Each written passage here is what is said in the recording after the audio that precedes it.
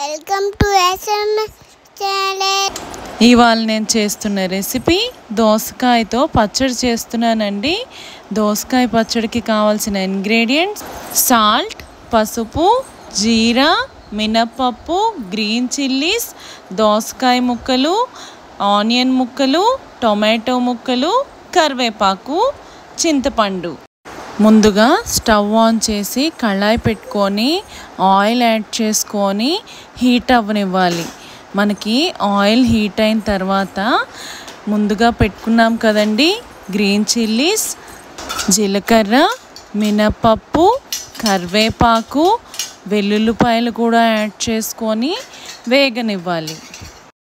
పోపు వేగిన తర్వాత సాల్ట్, పసుపు కూడా యాడ్ చేసుకొని ఒకసారి కలిపి వేగనివ్వాలి.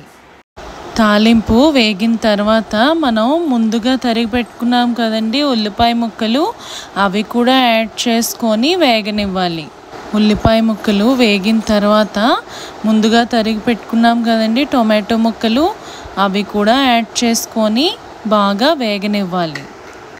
టమాటా ముక్కలు వేసుకున్న తర్వాత ఒక 10 నిమిషాల పాటు లిడ్ క్లోజ్ చేసి ఉడకనివ్వాలి.